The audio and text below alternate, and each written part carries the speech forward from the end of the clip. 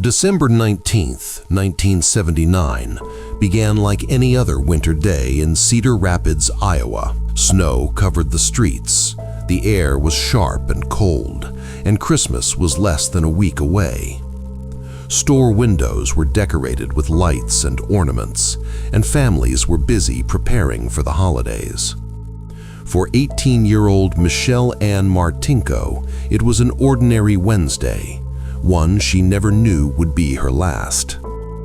Michelle woke that morning at her family home, where she lived with her parents, Albert and Janet Martinko. She was a senior at John F. Kennedy High School, only months away from graduation.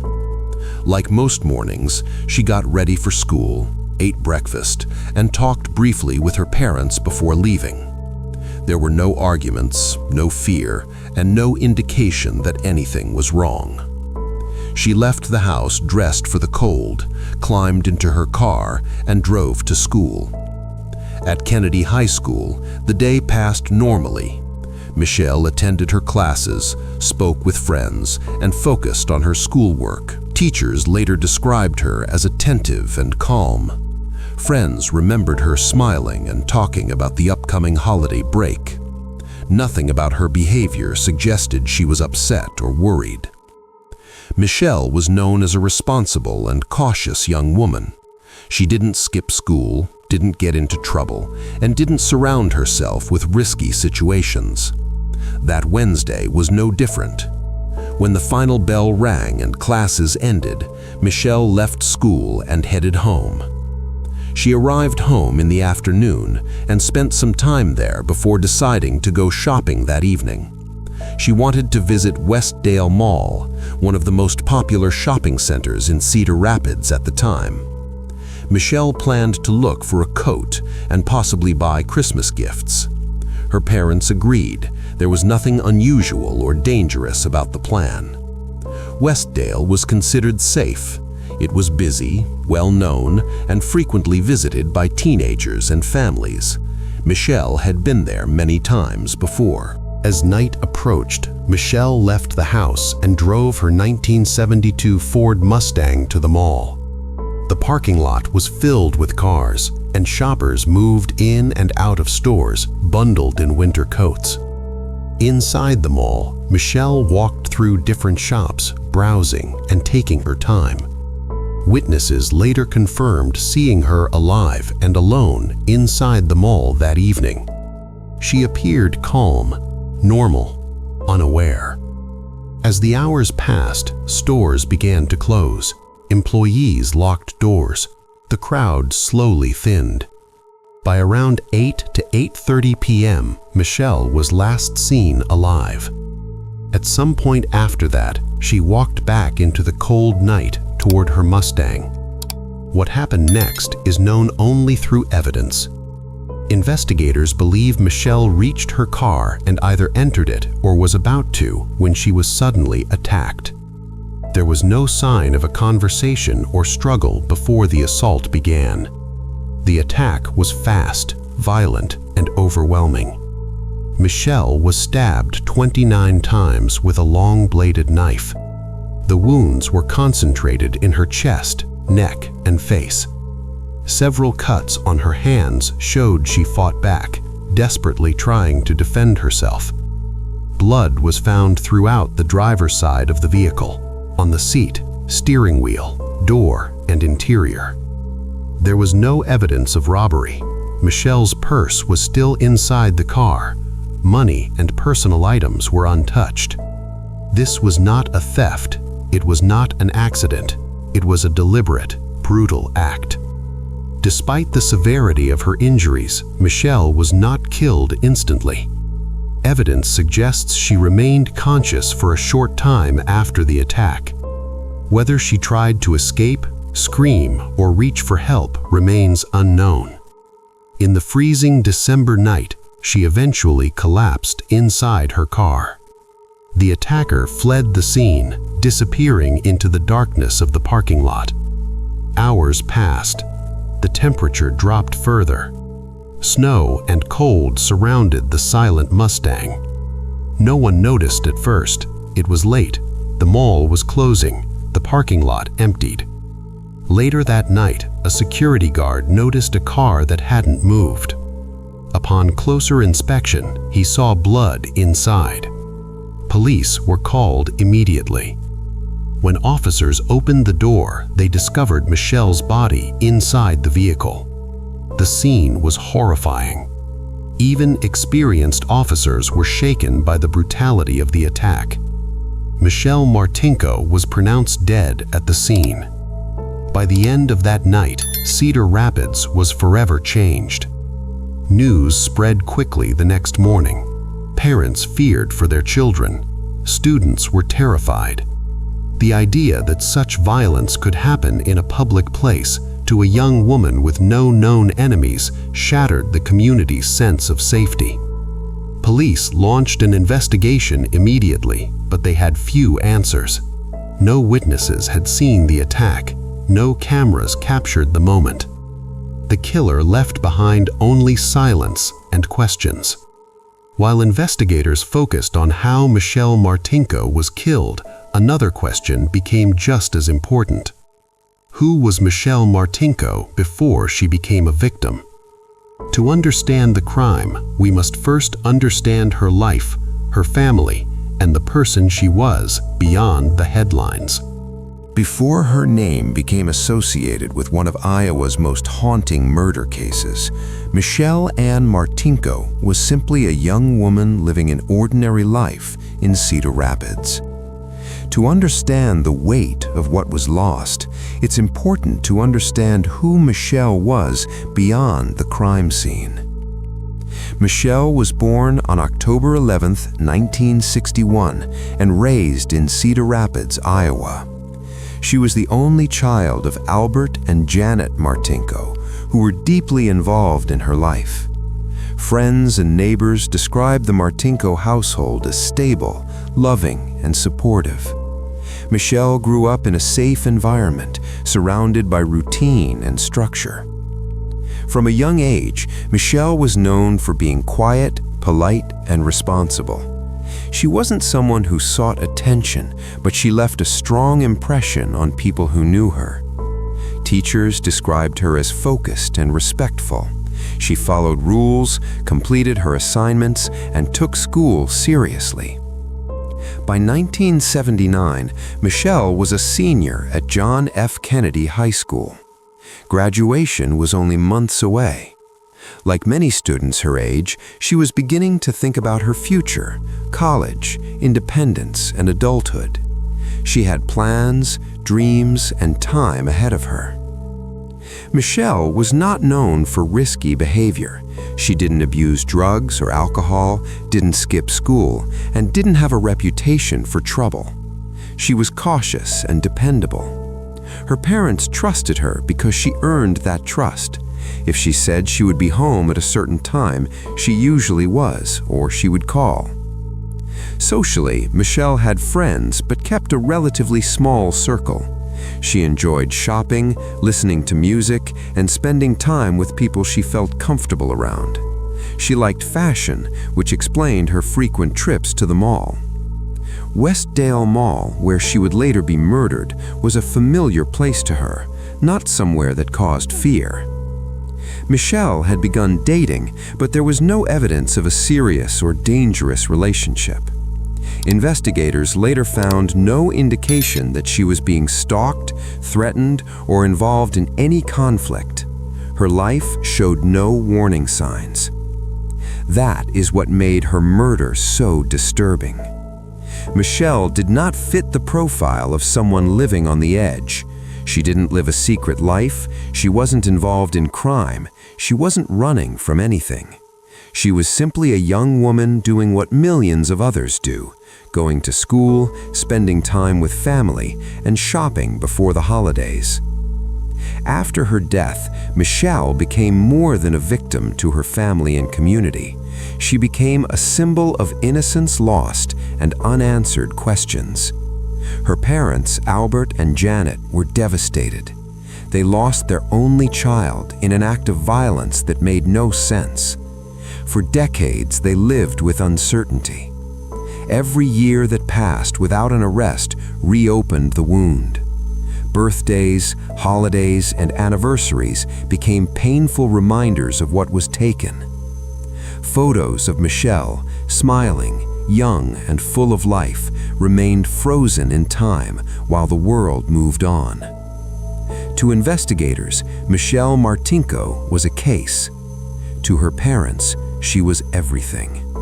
And for years, the question remained unanswered. Why her? Michelle's life was well documented. Her routine was known. Her character was clear. But after the night she went to the mall, she vanished into silence. The next chapter of this case focuses on the desperate hours that followed, the search for answers, and the moment that confirmed every family's worst fear. From the moment Michelle Martinko's body was discovered, investigators faced a case filled with violence, but nearly no direction. The crime scene told them how she died, but not who was responsible. With no witnesses, no weapon, and no clear motive, the investigation quickly became one of the most challenging in Iowa's history. In the early days, police focused on Michelle's immediate circle. Friends, classmates, co-workers, and anyone who had contact with her in the days leading up to the murder were questioned. Detectives searched for signs of conflict, jealousy, or secret relationships, but nothing emerged. Michelle did not appear to have enemies. There were no threats, no arguments, and no behavior suggesting she was in danger. Next, investigators looked at possible strangers. Westdale Mall was a public place, and anyone could have been there that night. Police interviewed mall employees, security guards, and frequent visitors. They reviewed reports of suspicious individuals and violent offenders in the area. Still, no solid suspect stood out. One troubling detail became clear early on. The attack was extremely violent. Michelle had been stabbed 29 times. Investigators believed the level of force suggested intense rage or emotional release. But because nothing was stolen and there was no sexual assault, the motive remained unclear. The crime did not fit neatly into any category. As the months passed, the investigation slowed. Leads dried up. Tips turned into dead ends. The case officially went cold, but detectives never forgot it. Over the years, the file was reopened multiple times. Different investigators reviewed the evidence, hoping fresh eyes would spot something that had been missed. Suspects were reconsidered, alibis rechecked. Nothing led to an arrest. One of the most important decisions made early in the case was the preservation of evidence. Blood samples from the car were carefully stored. At the time, DNA testing either did not exist or was extremely limited. Investigators didn't yet know how valuable that evidence would become. By the late 1990s and early 2000s, forensic science had changed dramatically. DNA analysis was becoming more advanced, and cold cases across the country were being solved using modern techniques. In 2005, Cedar Rapids police made a crucial move. They submitted preserved evidence from Michelle's car for modern DNA testing. The results were groundbreaking. For the first time, investigators confirmed the presence of DNA that did not belong to Michelle. It was male DNA, believed to belong to her killer. This discovery transformed the case from a mystery into a solvable puzzle. The DNA profile was entered into CODIS, the National Criminal DNA Database. Investigators waited, hoping for a match, but none came. The killer's DNA did not exist in the system. That meant one of two things. The killer had never been arrested for a qualifying offense, or his DNA had never been collected. Years passed again, but this time the case was no longer frozen. It was quietly moving forward. Detectives continued reviewing suspects, comparing known individuals to the DNA profile. Anyone who had been previously questioned was reconsidered. Still, no match. Then came a new idea. By the mid-2010s, a revolutionary method had begun solving long unsolved cases: genetic genealogy.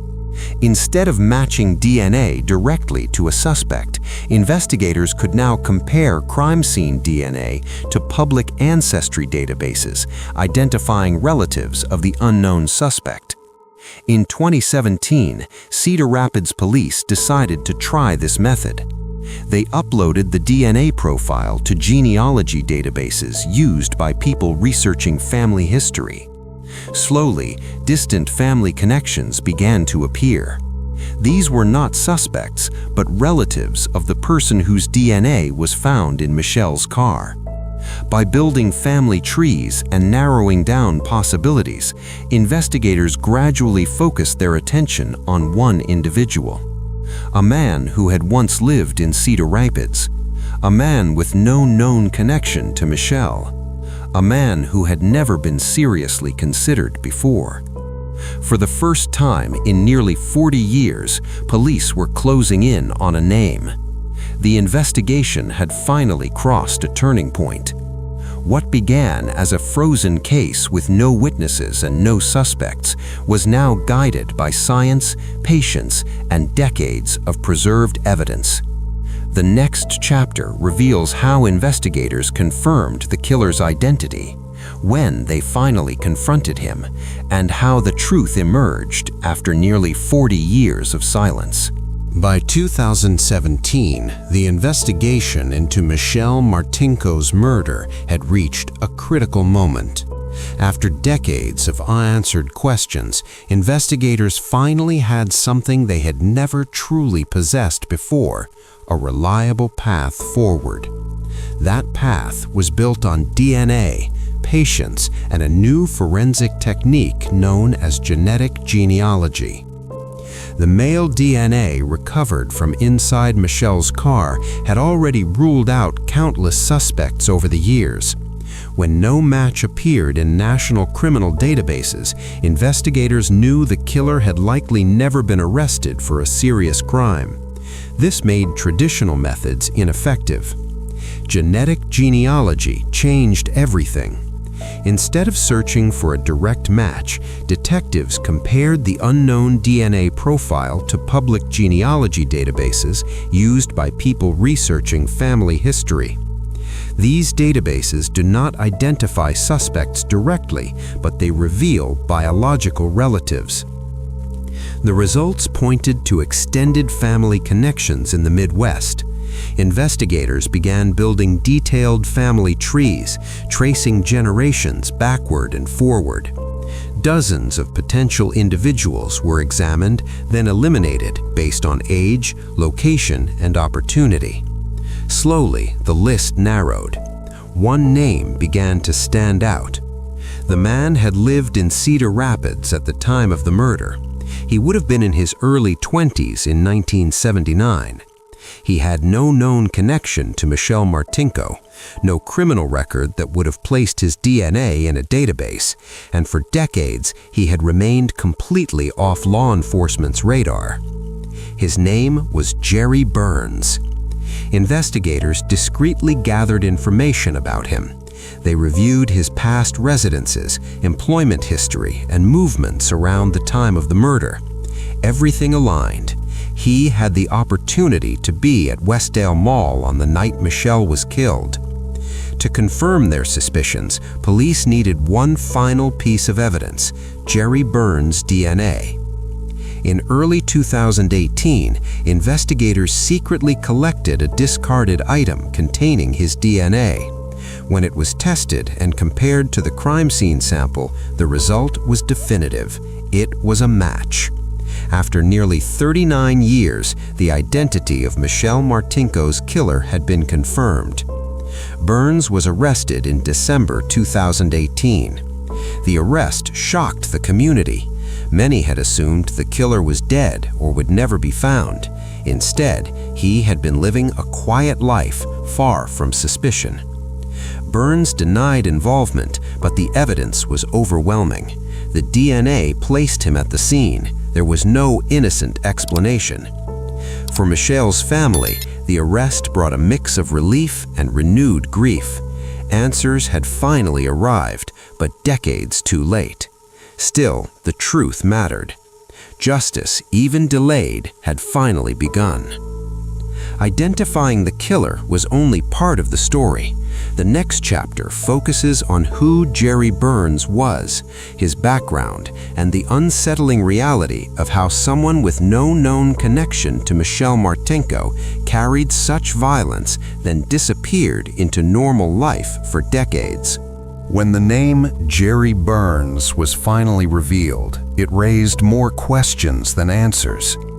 For decades, investigators had assumed Michelle Martinko's killer would be someone with a violent past, a known connection, or at least a criminal record. Burns fit none of those expectations. Burns was born in 1959 and grew up in Iowa. At the time of Michelle's murder in 1979, he was in his early 20s. He lived in Cedar Rapids and was familiar with the area, including Westdale Mall.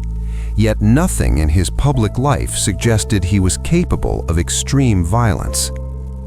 He had no known relationship with Michelle Martinko. They did not attend the same school. There was no evidence they had ever met. This fact deeply disturbed investigators and the public alike because it meant the murder was most likely random.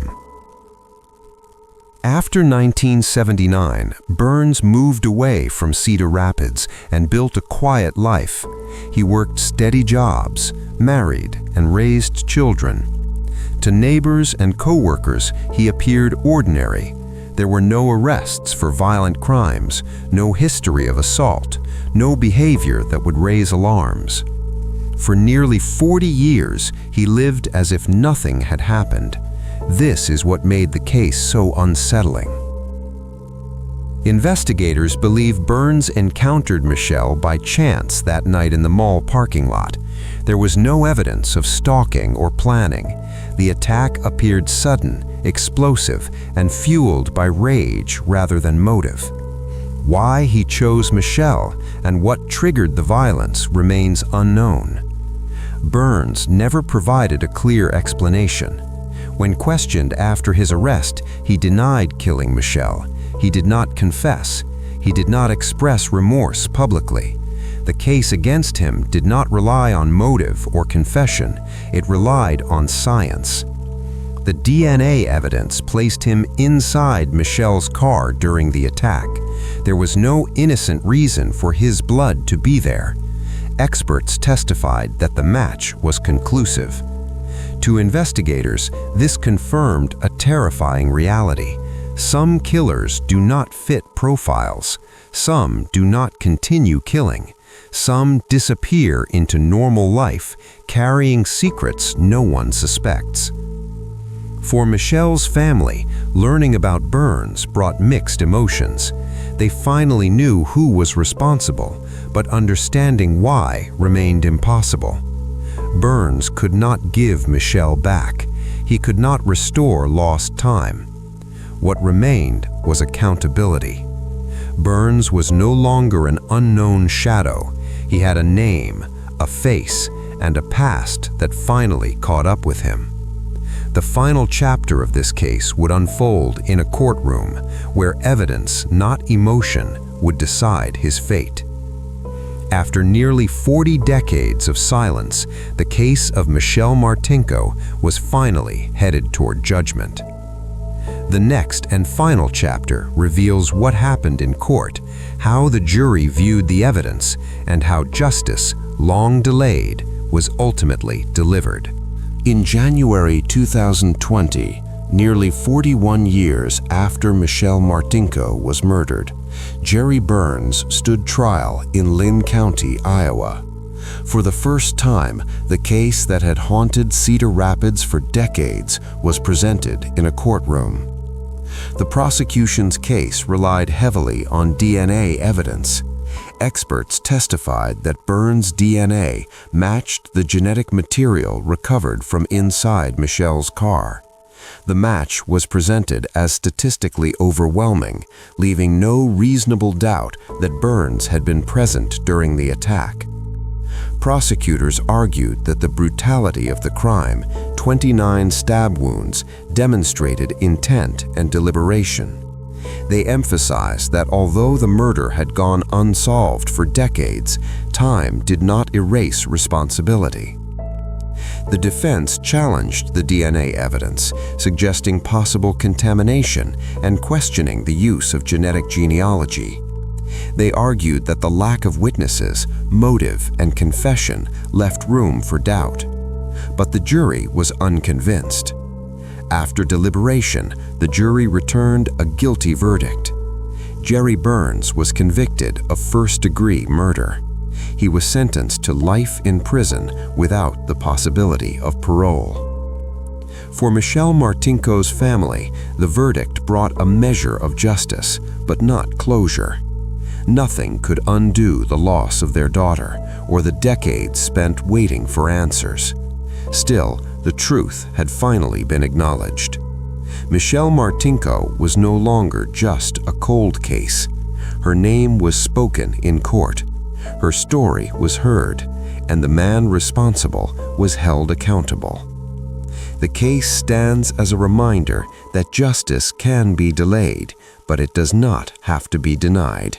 After nearly 40 years, justice was finally served. But can justice ever truly make up for a life taken so young?